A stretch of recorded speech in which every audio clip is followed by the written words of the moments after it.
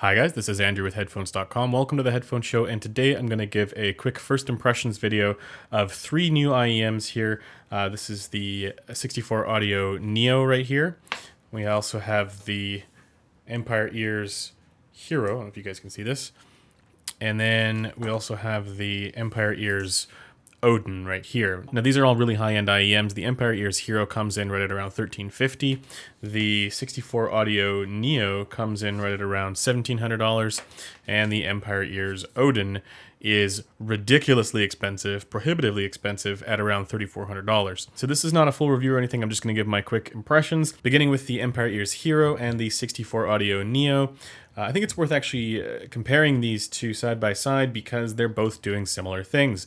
These are both unbelievably hard-hitting bass cannons, bass monsters, if you will. There's actually a little bit more bass here with the Neo than there is on the Hero, but they're both quite elevated there. And this is interesting because they're both using dynamic drivers in the bass.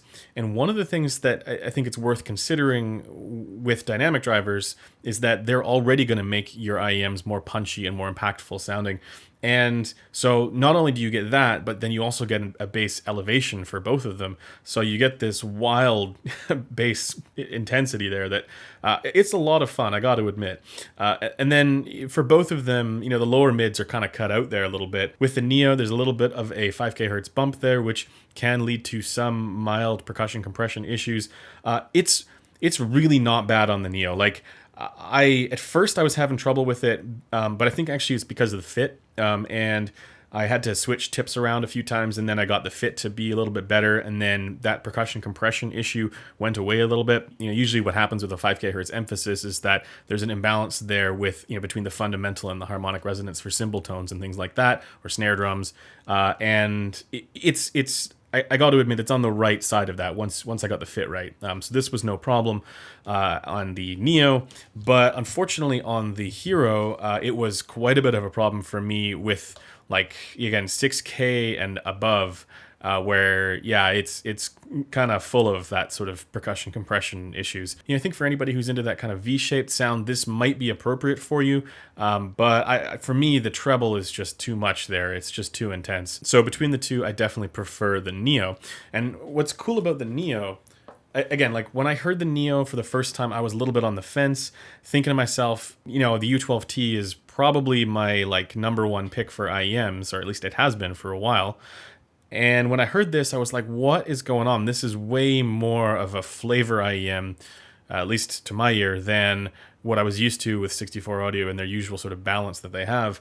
But then I realized that actually what they're doing here is a lot more tasteful than I was giving credit for, because, again, where the bass sits, yes, it's enormous. This is the bass lover's dream. But then it comes down right above 120 hertz, meaning that the bass is extremely distinct in spite of the fact that it's elevated. And then the rest of the treble, apart from that slight 5K hertz issue, is well balanced on this as well. So 64 Audio's expertise is kind of coming through once again, and I do see it here. So the Neo at $1,700, yes, it's expensive, but this really could be the bass lover's perfect IEM. It's a ton of fun, and the detail and the technicalities actually for both of them is remarkably good. And so for anybody wanting a little bit more bass impact and intensity without losing the balance there for the treble, for the upper treble as well, this is well extended too, this would definitely be my pick. And again, it took me a little bit to properly figure out what they're doing here, but I'm glad that I bothered to take the time, because I really do appreciate what this is doing now, once I got the fit right.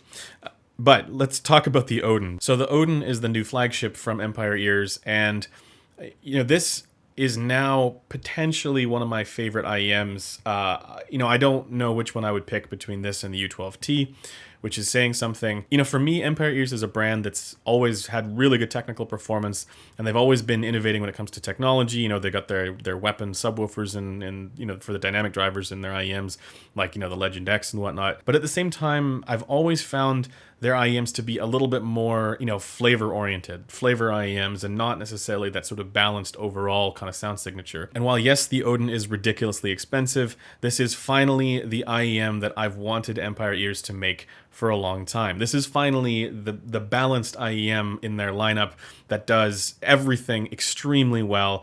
It's so unbelievably smooth and detailed and resolving for the bass and the mids. The bass energy here is lower. It's a lot more, let's say, appropriate than the bass energy on the other two. Imagine like you had a Legend X level technicalities with a more appropriate bass shelf there. So it's not a crazy bass head IEM. I think if you listen to certain genres like rock and metal, you may actually find that the bass is light here. But if you listen to anything that tokens that full, you know, frequency range down all the way down to the sub bass, this has really good impact and slam, and then so much detail in the bass. And then moving into the mids, this is not quite the V-shaped kind of sound, but the lower mids are a little bit subdued. They're a little withdrawn. And then, you know, like right around 1 to 2K hertz, you know, there's an elevation there for the upper mids. And what I love about this is that the balance is excellent. You know, there's no, you know, percussion compression issues. I think I'm personally a little bit sensitive to like 5K hertz, like the percussion compression stuff that I mentioned before. And, you know, thankfully the Odin doesn't have any of those. It is a little bit relaxed in the treble, but I gotta say, I like it. It's in a good way. Like, I know some people don't like the E-stat drivers that they're using in here, but I don't have any issues with it, at least not so far. And then it's also wonderfully well extended. It's extended in a very smooth way. You know, it's not like going crazy with the air, you know, above 11K hertz and stuff like that, like some other headphones and IEMs have done as well. So it's got an appropriate treble extension that is still well extended. So it means that you get all that information there, and it's not overdoing it. It's not over sharpening anything. So, you know, this is a really well balanced and well tuned IEM, in my opinion. I'd have to have this side by side with a U12T to decide which one I like better. But out of Empire Ears lineup, this is easily their best one, I think. And I want them to do more stuff like this. I'd love to see more of their stuff tuned with this kind of overall, you know, balance going on, because it's fantastic. Anyways, that does it for my first impressions of these IEMs. Yeah, the Odin is a spectacular experience, and if you ever get a chance to try one, I highly recommend it. But that does it for this video. Thanks for taking the time to watch it, and I'll see you guys in the next one. Bye for now.